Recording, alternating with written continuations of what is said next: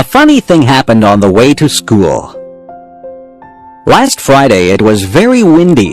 I was walking down the street with my friend John. We were having a difficult time walking against the wind.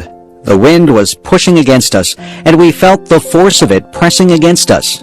We even had a hard time breathing. We were walking slowly. We watched the leaves as they danced and twirled in the wind. We watched a plastic bag as it flew by us. We saw a little boy whose baseball cap flew right off his head. His cap flew along the sidewalk and he had to chase it. He finally caught it and he held it in his hands tightly after he got it back.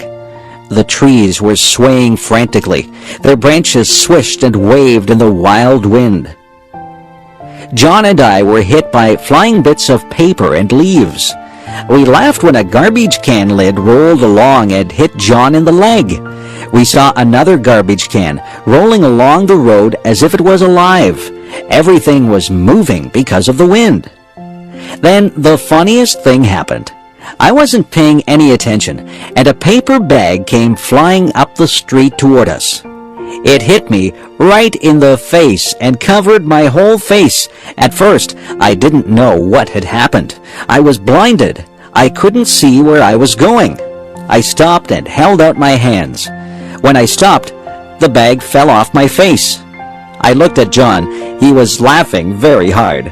He was laughing so hard that tears were rolling down his cheeks. He said that I looked very funny with the brown paper bag stuck to my face. I started to laugh too. We laughed about it all the way to school. John said that he wished he had a camera. He would have taken a picture of me with a bag on my face. Advice. Sometimes my mother gives me advice. She tells me to save my money for a rainy day. She says that I should eat my vegetables if I want to be strong when I grow up. She says that you reap what you sow. I didn't know what that one meant, so I asked her.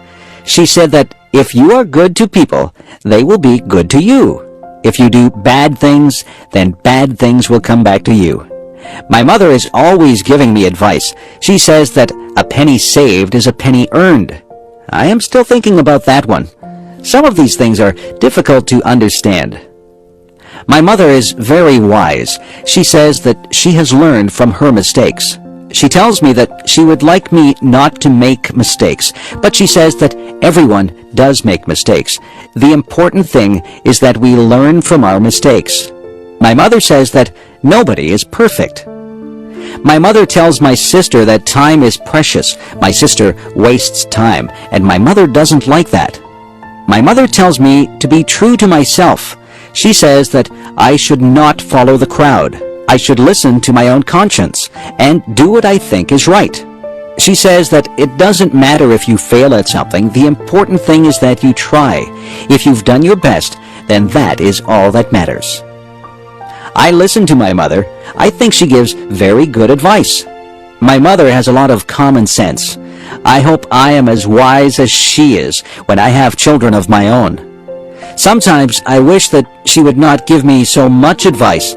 I think that I know what I'm doing, but in the end, I always remember what she has said, and I try to live by the standards that she has set for me. Take the advice that your parents give you. They only have your best interests at heart. A trip to the hospital. I have to get my tonsils out.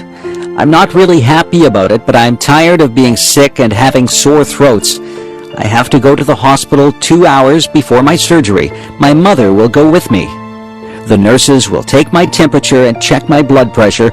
They will make sure that I am ready for my operation. I will be dressed in a white gown and I will be wheeled down the hall to the operating room. I can't have anything to eat or drink for a long time before my surgery. My mother will walk down the hall with me. Then she will wave goodbye as they wheel me into the operating room. The doctor and the nurses will be busy in the operating room. They will be getting ready to perform my surgery. The doctor will say hello to me and tell me that he is going to put me to sleep.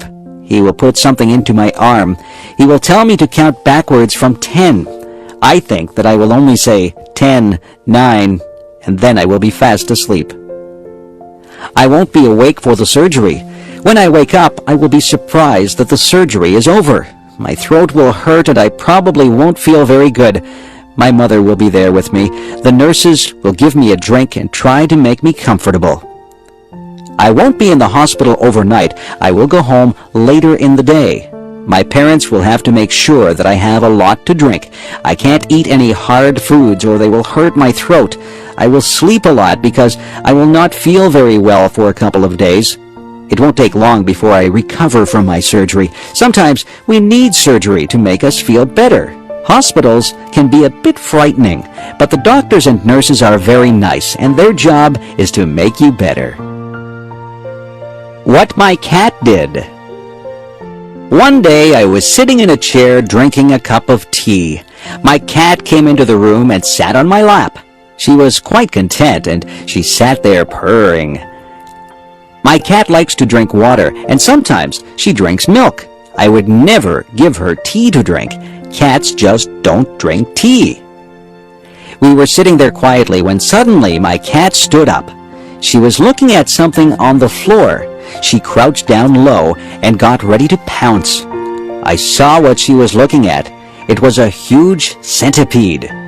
I think that centipedes are ugly. They have many legs and they move very fast. I would hate to have one crawl over me. My cat jumped to the floor and she ran over to the centipede. She was incredibly fast. I was surprised that she caught the centipede. She put her paw on it and then she reached down and ate the centipede. The centipede must not have tasted very good. My cat got a funny look on her face and she looked like she was trying to get a bad taste out of her mouth. I was thinking that I would be sick if I ate a centipede. My cat looked at me and jumped back up in my chair. She stuck her face in my teacup and took a big drink of tea. I was shocked. I had never seen a cat drink tea before. I think that the centipede must have tasted so bad that my cat just needed something to wash the taste out of her mouth. Guess what? I didn't finish my tea. I threw it out and washed out the cup. My cat has never had a drink of tea since that day. She has also never eaten another centipede. If a centipede walks by, she just pretends that she doesn't see it. If I was tiny. Imagine what life would be like if you were 2 inches tall. You would have to be careful that nobody stepped on you. You would have to watch out for cats, dogs, and birds. It would be very dangerous, but just think of the things that you could do. You could live in a dollhouse or even a shoebox. You could use a bottle cap for a plate. You would have to wear doll's clothes. A stamp would make a lovely picture to hang on your wall.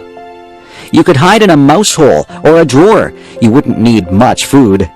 You could probably live comfortably on the crumbs that people would leave on the table. A thimble would make a good cup. If you went outside, the grass would seem like a jungle. An insect would be huge and frightening. A puddle would seem to be an ocean. You could cross the puddle in a paper cup and use a spoon for an oar. A matchbox would make a good bed with a handkerchief as a bedspread. You'd brush your hair with a toothbrush, but you'd never find anything small enough to brush your teeth with. You could take a ride on the back of a mouse. You wouldn't find any books that were small enough to read, but you might read the back of a pill bottle. You could ride in a toy car and have a soup bowl for a swimming pool. A leaf could be your umbrella, and a mitten would make a great sleeping bag. If you used your imagination, you could think up something to use for almost all your purposes. Being small might be fun, but then again it would be frightening. I'd be afraid of my pet cat. I wouldn't want a book to fall on me. I would be afraid of being swept away by a big gust of wind. I think I'd rather be my size. If I were a giant. If I were a giant, I wouldn't be able to fit in my house. I'd have to live in a building that had a high ceiling, but I'd probably have a hard time getting through the door. I'd have to make my own clothes, but where would I get a giant needle and thread to sew with? I couldn't ride in a car or a plane. I suppose I would just have to take giant steps to get from place to place. I would have to be very careful not to step on anybody or anything. When I talked, people would cover their ears. My voice would sound very loud to them. I wouldn't find shoes to cover my feet. I wouldn't find a knife and fork to eat my dinner with. I might have to use a rake as a fork. My dinner would be huge. What would I cook my dinner in? I certainly wouldn't find an oven big enough to put my dinner in. If I sneezed, it would be like a hurricane. If I fell down, it would be like an earthquake. I wouldn't have any friends because everyone would be too tiny for me to talk to. I think that being a giant would be very lonely. I couldn't have just one apple. I would have to have a lot of apples to fill me up. I would have to drink gallons and gallons of water to quench my thirst. I could never relax under a tree. I would be taller than all the trees. I don't think that being a giant would be fun. I won't ever make a wish to be a giant. I would rather be my height. I'm very happy the way I am.